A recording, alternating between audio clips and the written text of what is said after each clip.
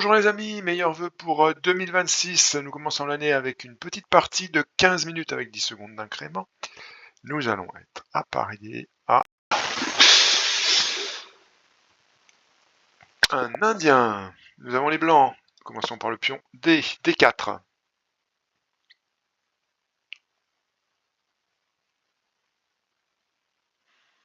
L'adversaire réfléchit. Donc des parties à niveau modeste. Nous sommes sur chess.com à 800 quoi, de Hello, ce qui, bon, c'est un peu plus que débutant, mais sont quand même, c'est un niveau très très modeste. Nous allons essayer de nous en sortir au mieux. Donc l'adversaire déploie son cavalier, développe son cavalier. Nous répondons par le pion C.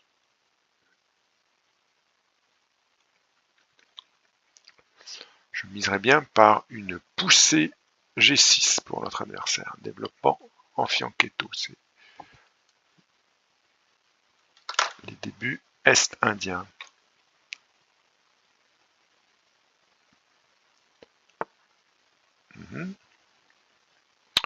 Écoutez, nous prenons.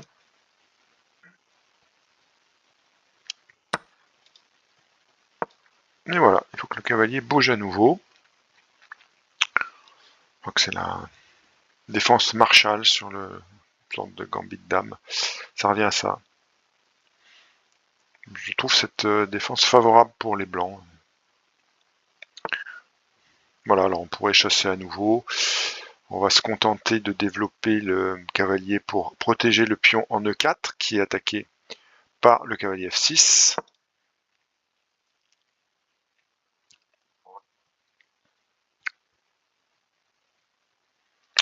Évidemment, nous essayons de respecter les principes de l'ouverture qui sont de sortir ces pièces légères, roquer au plus vite et prendre le centre.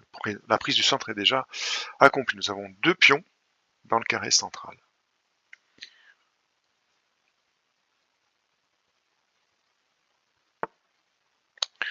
Très bien. Donc étant donné qu'on va probablement pousser... Bon, je sais pas. Non, bah écoutez, on va développer l'autre cavalier. Allez. Ça me semble correct. Ouais.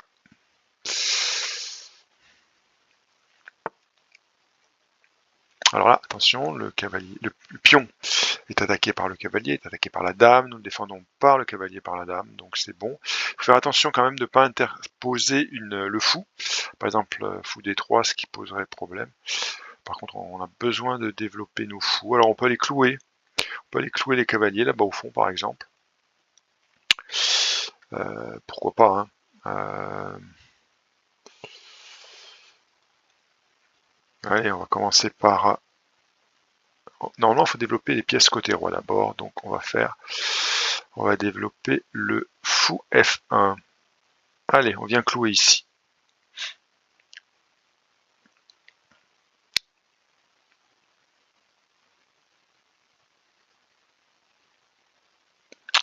Pour l'instant, le cavalier ne peut pas bouger. Il est cloué. Voilà, il est décloué maintenant. Eh bien, nous allons faire le petit roc.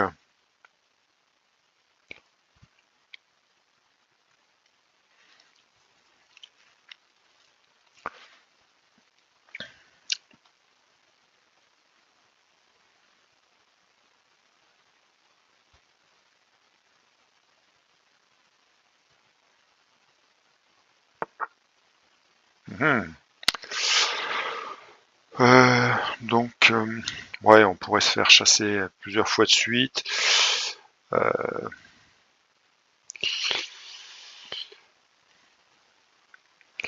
Où faut-il positionner notre fou? Est-ce qu'on reste sur l'aile dame ou est-ce qu'on revient côté roi?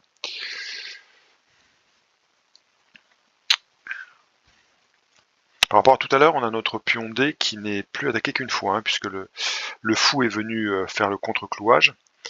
Donc on peut très bien ramener notre fou en D3 par exemple, puisque le cavalier F3 défend le pion, il a besoin d'être défendu qu'une seule fois. Donc ça tient, on pourrait très bien faire ce coup, oui. Voilà, par exemple.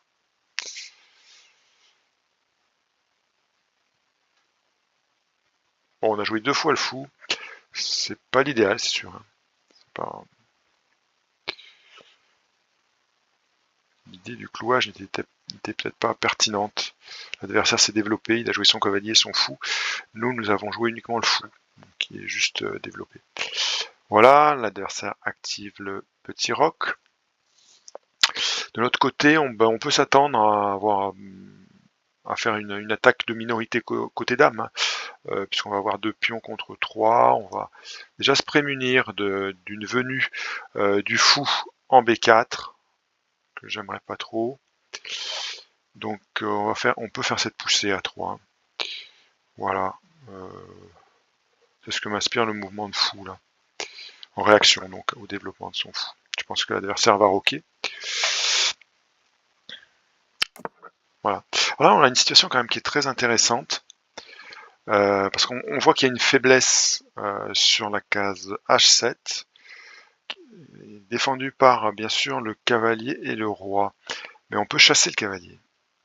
Alors, si on peut chasser avec le pion, le cavalier C pourrait prendre ce pion, mais on pourrait reprendre avec notre pion, donc il ne va pas le faire. Je pense que si on fait une poussée E5, le cavalier va bouger, et derrière, on a la possibilité d'aller sacrifier notre fou D3 en H7. Le roi va probablement reprendre. À ce moment-là, on redonne échec avec le fou F3 en G5. Et derrière, on est un peu les rois du monde, parce qu'on va avoir la dame qui aura la possibilité de se développer en H5, avec menace de mat. Alors vous allez me dire, le fou va défendre. Non, le fou, je dis une bêtise, parce que le fou et la dame vont défendre en G5. Ouais, donc ça ne marche pas. Non, je disais une bêtise. Ouais. Ok, bon. Donc ça ne marche pas, il faudrait que le fou ne soit pas là. Bien. Alors, est-ce qu'on peut... Ouais. Ouais, ça marche pas. On pourrait faire bouger le cavalier. On peut garder ce plan en tête. Hein. On peut faire bouger le cavalier. Et il faudra réussir à faire bouger le fou ensuite. Ensuite, on fait une poussée D5. Avec reprise du cavalier C3. Qui attaquera le fou. Ouais, on peut très bien faire ça. Regardez. Donc là, ça va être cavalier bouge.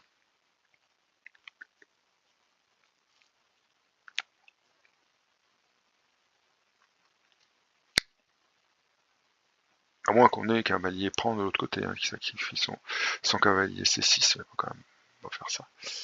C'est assez étonnant.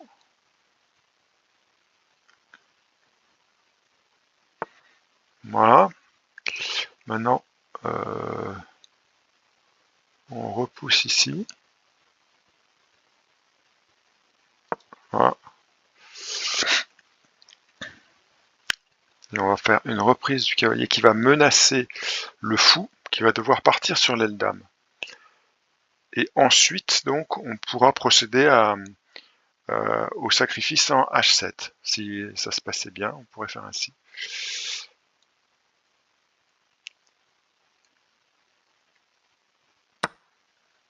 Voilà.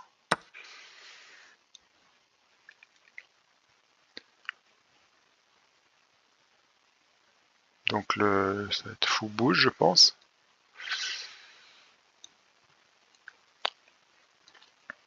Peut-être qu'il va le laisser prendre. Hein, voilà. Ok.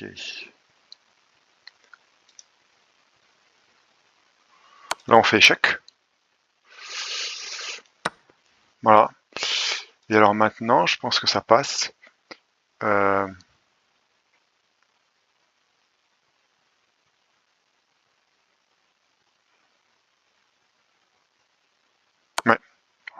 Échec. Échec.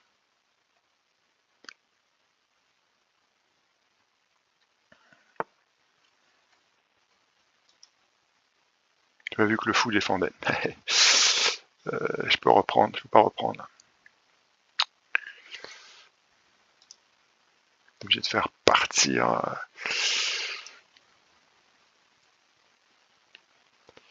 celui-ci.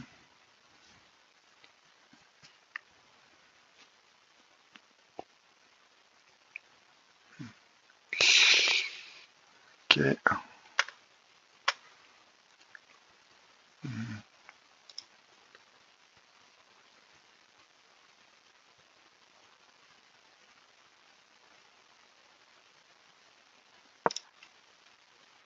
On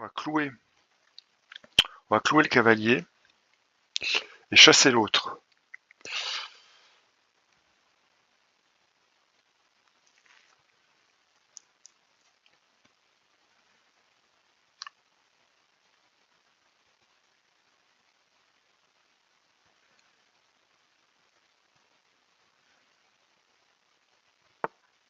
Mmh.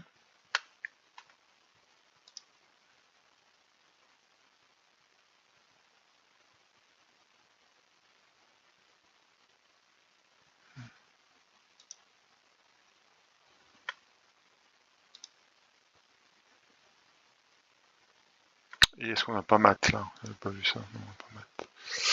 Pas mat, mais si on déplace. Tac.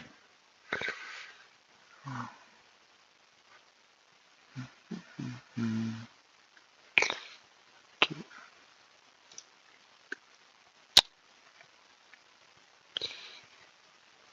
Ouais, il y a une belle combi quand même là. Je chasse son cavalier.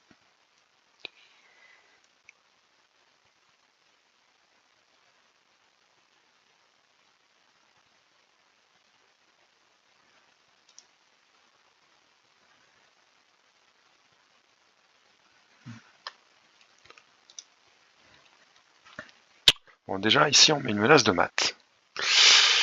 Mmh.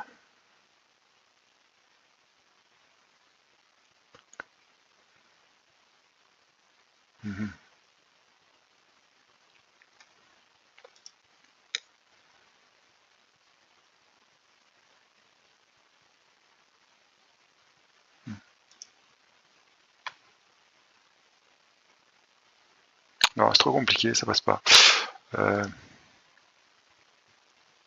Bon, écoutez, on va essayer de récupérer les pions là-bas. Hein.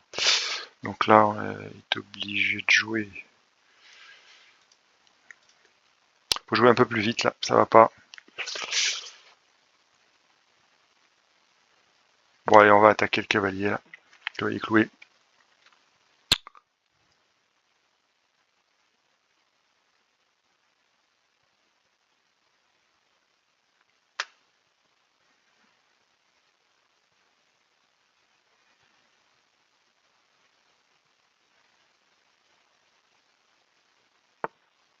Mmh. Bon, bien sûr, on prend la dame.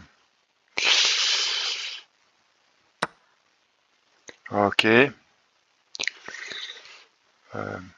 On attaque.